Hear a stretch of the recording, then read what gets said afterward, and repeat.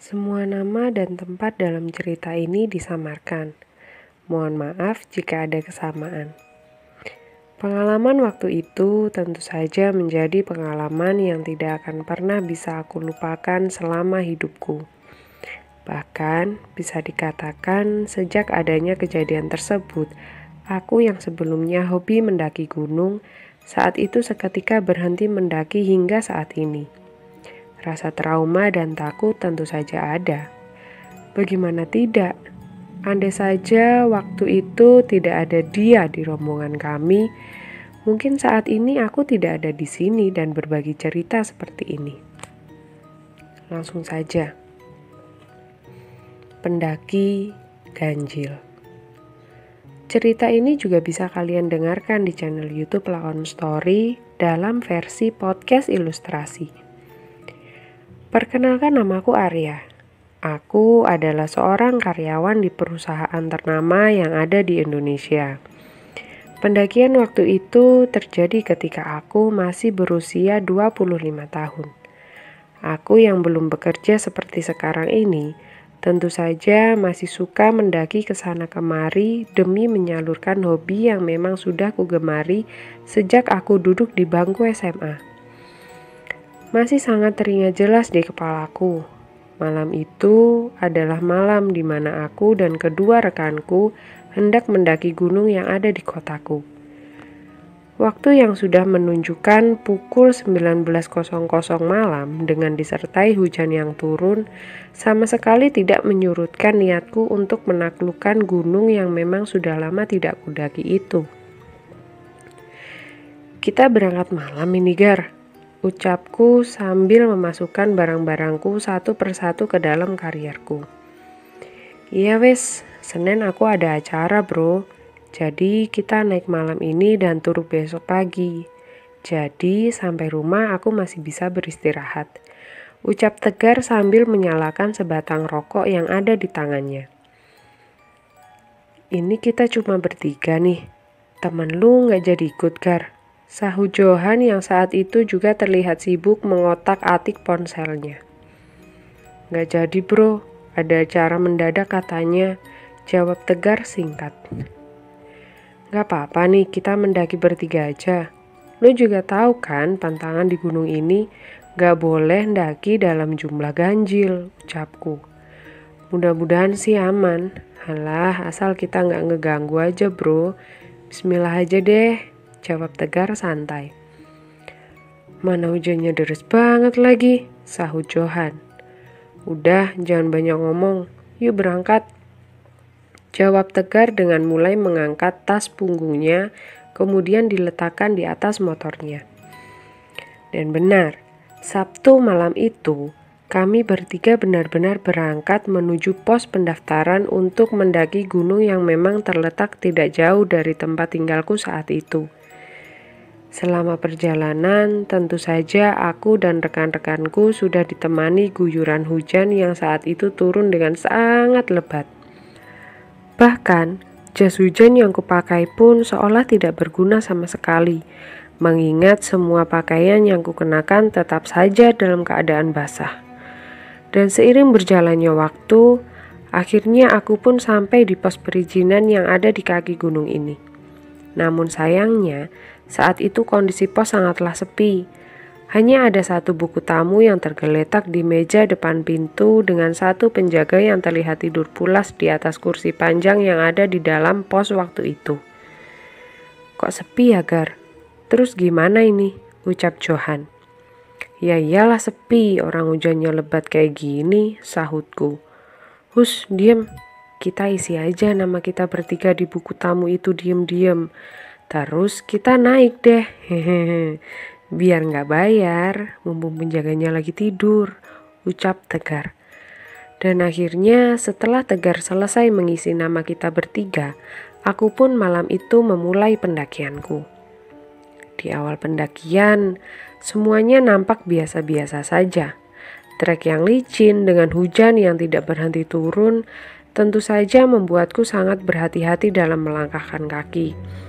Terlebih lagi, pandanganku malam itu juga mulai terbatas ditambah sorot lampu senter yang memang menyala dengan sangat kurang terang. Hingga akhirnya, sekitar pukul 21.45 malam, aku dan rombonganku pun sampai di sebuah tempat peristirahatan yang biasa kami sebut dengan sebutan pos 1. Malam itu, di pos tersebut, aku sama sekali tidak melihat satupun pendaki lain selain rombonganku. Semuanya nampak sepi, seolah-olah hanya aku dan rombonganku yang saat itu mendaki gunung itu. Kita diriin tenda di sini dulu yuk, kita makan malam sambil istirahat.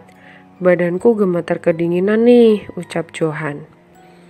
Setelah mendengar keluhan Johan, akhirnya aku pun setuju untuk mendirikan tenda sementara agar aku dan rekan-rekanku bisa sedikit beristirahat. Dan disinilah semua cerita ini dimulai. Ketika tenda sudah berdiri dan aku sedang asyik menikmati mie instan, tiba-tiba aku dan rekan-rekanku dihampiri oleh seorang pemuda yang terlihat dalam keadaan basah kuyup. Baju abu-abu dengan ikat yang ada di kepalanya masih kuingat dengan jelas jika waktu itu dia memang datang menghampiri tendaku. Mas, permisi, boleh gabung? Saya nggak bawa jas hujan, ucap laki-laki tersebut dengan keadaan yang terlihat sangat kedinginan. Oh iya mas, silahkan, sini langsung masuk ke dalam saja mas, ucapku. Dan singkat cerita, akhirnya dia pun masuk ke dalam tendaku dan akhirnya kami pun berkenalan. Malam itu, dia mengaku bernama Imam. Dan anehnya, dia juga mengaku mendaki gunung tersebut hanya seorang diri tanpa ada satupun orang yang menemani. Nama saya Imam mas, saya sendirian di sini, ucapnya mengawali pembicaraan. Naik sendirian malam-malam, sahut tegar. Ya mas, hehehe, jawabnya. Ya udah, kita gabung aja mas biar rame, usul Johan. Iya mas, niat saya juga mau gabung sama kalian. Kalian cuma bertiga kan? Bahaya loh mas, imbuhnya. Dan setelah pertemuan kami malam itu, akhirnya kami pun sepakat untuk melanjutkan pendakian bersama-sama. Malam itu, waktu menunjukkan pukul 11:30 malam. Langkah yang semakin berat dengan hawa yang semakin dingin, tentu saja membuat pendakianku semakin lama semakin berat saja. Langkah demi langkah kulalui perlahan, dengan sesekali mendengar ocehan tegar yang sedikit mencairkan keadaan. Tapi anehnya, di tengah-tengah kami melangkah, tiba-tiba aku mencium bau busuk yang seolah mengikutiku setiap langkah kakiku. Bahkan aku pun juga masih ingat, bau busuk tersebut benar-benar tercium kuat berasal dari belakang tubuhku. Namun sayangnya, ketika aku menoleh ke arah belakang, waktu itu aku hanya melihat adanya Imam dengan tidak melihat siapapun selain dia. Ya karena aku baru kenal dan kurang enak kalau harus menanyakan tentang bau busuk tersebut kepada Imam, akhirnya aku hanya diam dengan mulai membalut hidungku dengan baf kain yang ada di leherku.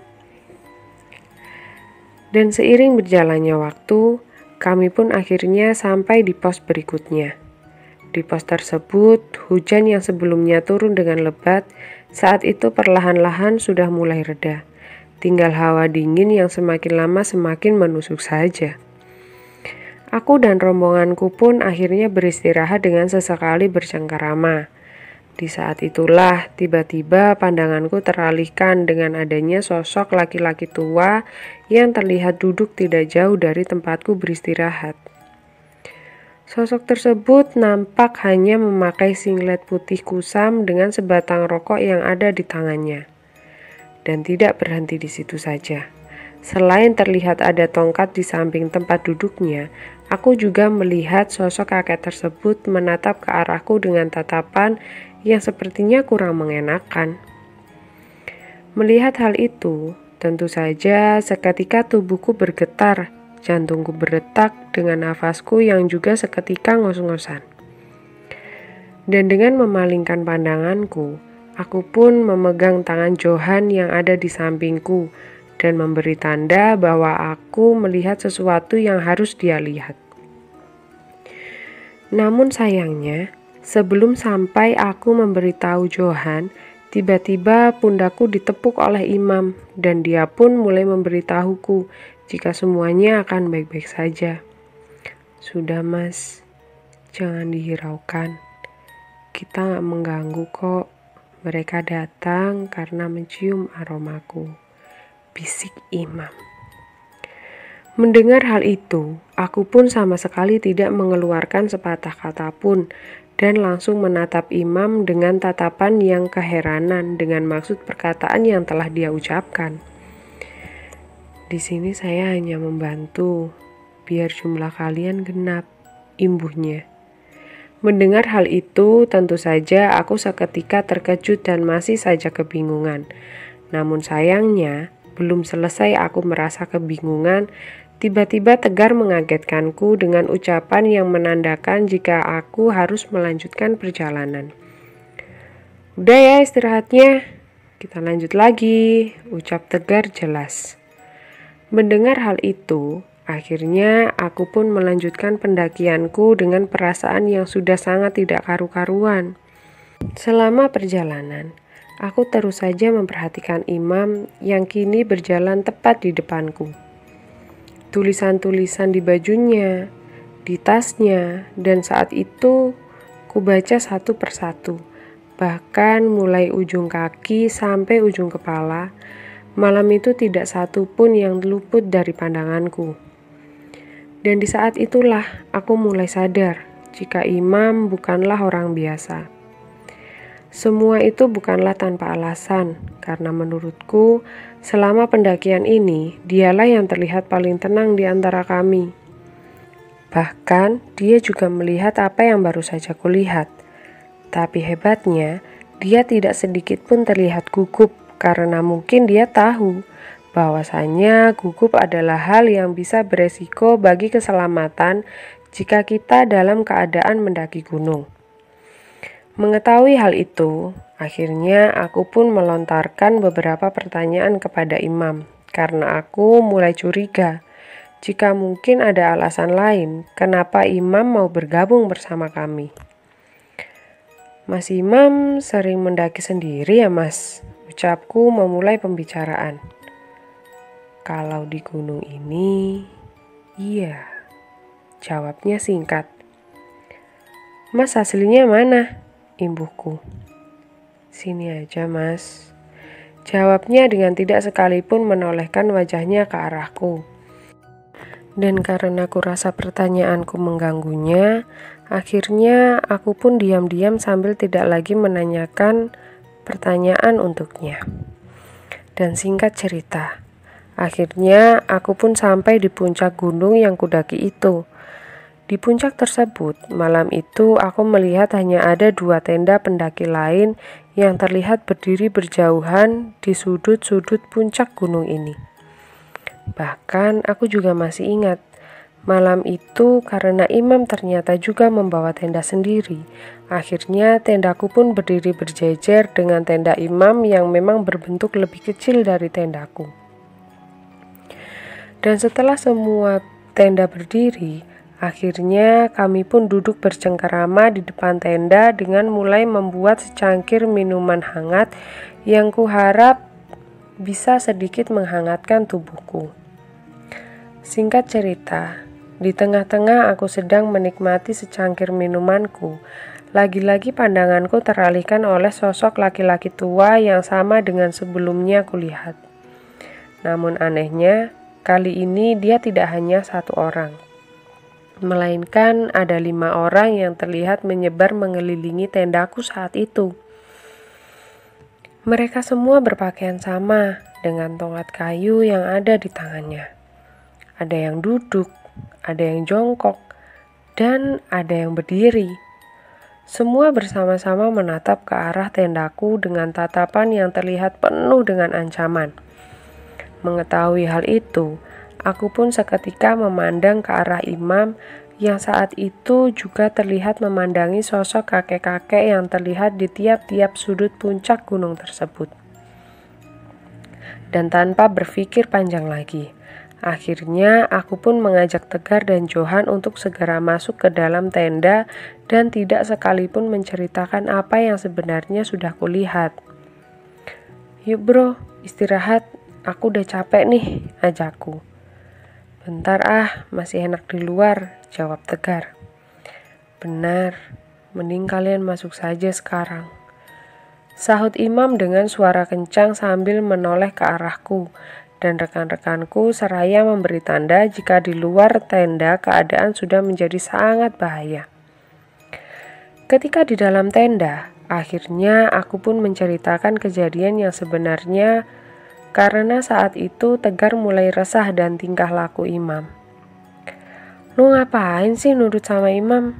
Dia sok-sokan merintah kita suruh masuk tenda. Emang dia siapa?" protes Tegar. "Udah nurut aja deh Gar. Soalnya sebenarnya aku tadi lihat kayak ada hantu di gunung ini," ucapku pelan. Yang bener lu," sahut Johan. "Iya Jo, nah tapi si Imam ini kayaknya sudah sering kesini, jadi udah terbiasa dengan gituan. Mending kita nurut aja deh biar aman," jawabku. Gimana hantunya bro? Aku kok penasaran," sahut Tegar. "Udah nanti aja kalau di rumah aku ceritain," jawabku. Dan setelah obrolan di dalam tenda itu, akhirnya kami pun tetap bertahan di dalam tenda dengan sesekali mengintip ke arah luar tenda untuk memastikan keadaan tetap baik-baik saja. Dan anehnya, setiap aku mengintip ke arah luar tenda, malam itu aku melihat Imam tetap duduk di posisinya dengan sesekali terlihat mengobrol dengan seseorang yang tidak ada wujudnya. Hal itulah yang akhirnya membuat aku semakin tidak nyaman dan tidak berani lagi untuk keluar dari tendaku malam itu. Bahkan, malam itu aku juga kembali mencium aroma busuk yang tercium lebih menusuk. Dan tidak hanya aku, kali ini Johan dan Tegar pun juga ikut mencium bau busuk yang memang sebelumnya sudah kucium tersebut. Dan tidak berhenti di situ saja. Malam itu, aku juga mendengar tiba-tiba ada seseorang yang berjalan pelan mengelilingi tendaku dengan sesekali melempari tendaku dengan gumpalan-gumpalan tanah yang kuduga kuat semua itu memang sengaja dilakukan untuk menggangguku dan rekan-rekanku. Detik demi detik, hingga saat ini masih sangat teringat jelas di ingatanku. Waktu seolah berjalan sangat lambat ditambah dengan sesekali suara auman, tangisan, hingga teriakan. Saat itu benar-benar terdengar jelas dari arah sekitar tendaku. Aku dan kedua rekanku malam itu benar-benar sangat ketakutan dengan tubuh yang tidak bisa lagi berhenti gemetar tidak karuan. Botol air mineral yang sudah penuh dengan air kencingku, ditambah dengan makanan yang tetap utuh di dalam tenda ini, benar-benar menandakan jika malam itu kami sama sekali tidak berani keluar dari tenda dan hanya bertahan di dalam tenda meskipun apapun yang terjadi. Bahkan kami juga sempat bergiliran mengintip ke arah luar untuk melihat apa yang sebenarnya terjadi. Dan kali ini bukan hanya aku, akhirnya semua pun melihat apa yang sebenarnya sudah kulihat. Sosok kakek-kakek tua dengan tongkatnya malam itu ternyata sudah terlihat duduk tidak jauh di depan tenda kami. Dan tidak hanya itu, Johan pun mengaku juga melihat ada sosok perempuan berambut panjang yang juga sedang menatapi tendaku dengan sesekali memutar-mutar lehernya ke kanan dan ke kiri. Malam itu tendaku benar-benar seolah dikepung oleh makhluk halus penunggu gunung tersebut.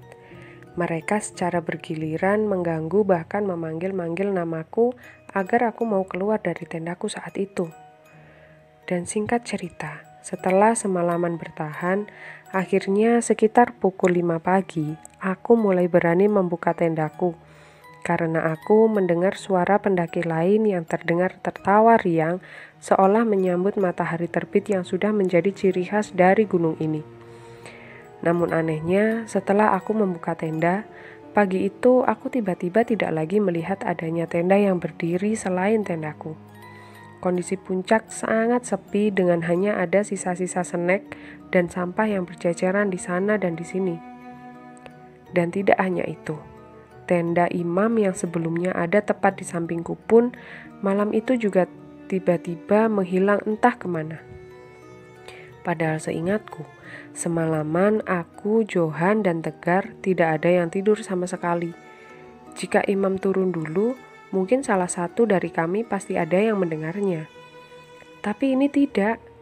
Tidak ada satupun dari kami yang mendengar suara imam membereskan tendanya. Bahkan kami semalaman hanya mendengar suara-suara aneh yang terdengar sangat menyeramkan. Mengetahui semua itu, akhirnya aku dan kedua temanku pun bergegas membereskan tendaku untuk segera pergi meninggalkan gunung yang kudaki ini.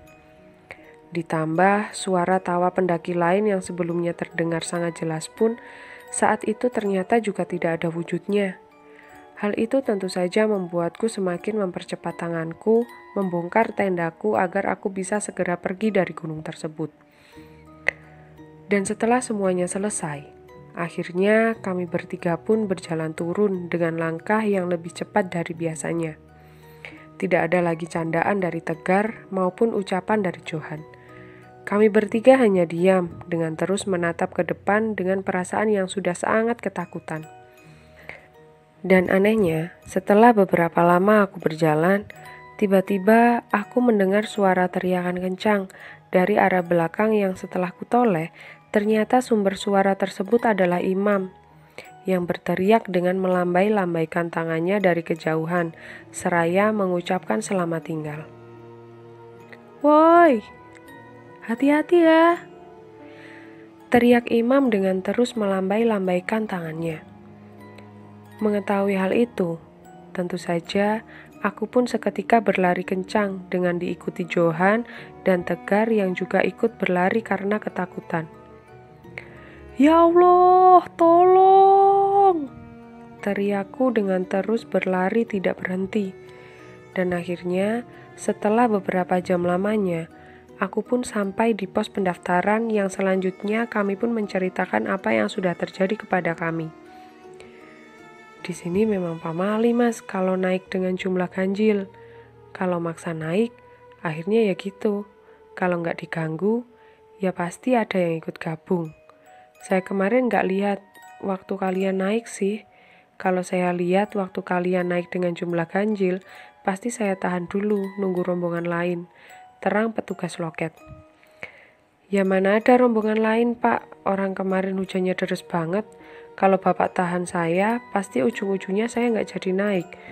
Toh nggak ada pendaki lain selain kami di atas sampai pagi ini. Saya turun tadi juga nggak ketemu pendaki yang lain naik kok pak, sahut Tegar lugas. Loh, kata siapa sepi mas? Ini kan hari Minggu, nggak mungkin lah gunung ini sepi. Ini lo lihat, hari ini ada 48 pendaki yang naik termasuk kalian. Yang naik hari Sabtu kemarin ada 35 orang, dan yang naik pagi ini baru ada 10 orang. Lah itu lihat, semua kendaraannya juga diparkir di sebelah pos ini. Jawab petugas pos pendaftaran dengan menunjukkan buku registrasi pendaftaran para pendaki kepada kami. Mendengar hal itu, tubuhku seketika lemas dengan tidak lagi mengerti dengan apa yang sudah terjadi. Semuanya nampak sepi di mata kami, namun sebenarnya banyak pendaki lain yang sedang mendaki gunung ini. Dan setelah semua kebingungan kami belum kami pahami, akhirnya aku pun mengajak semua rekanku untuk segera pergi meninggalkan gunung ini. Sesampainya di rumah, aku pun masih dipenuhi rasa trauma, kebingungan, dan ketakutan setelah kejadian yang telah kualami. Bahkan, Johan pun juga kudengar dibawa pergi oleh keluarganya ke tempat salah satu tokoh agama yang ada di kotanya. Karena menurut keluarganya, setelah turun dari gunung tersebut, setiap malam orang tua Johan sering mendengar Johan berteriak-teriak sendiri, seolah sedang melihat sesuatu yang sangat menakutkan. Dan akhir cerita, setelah semuanya selesai, kini aku sudah jarang lagi pergi mendaki gunung. Ya, karena selain sibuk dengan semua pekerjaanku, pengalaman itu tentu saja memberikan pelajaran tersendiri bagiku. Namun, terlepas dari itu semua, aku tetap bersyukur karena aku bisa turun dengan keadaan yang baik-baik saja. Semoga dengan adanya pengalaman sepilu itu bisa membuat kita lebih berhati-hati lagi dalam mendaki gunung-gunung yang ada di negeri ini. Dilarang keras Kopas, storytelling, reupload, semua cerita lakon story di YouTube, website, blog, aplikasi podcast, atau dimanapun tanpa izin dari lakon story. Semua peraturan tentang reupload sudah tersedia di fanpage lakon story. Silakan dibaca terlebih dahulu jika ingin reupload. Jika kami menemukan cerita lakon story di reupload tanpa izin, kami akan langsung menindak dengan sangat tegas. Terima kasih teman-teman, semoga cerita ini menemani hari-hari kalian.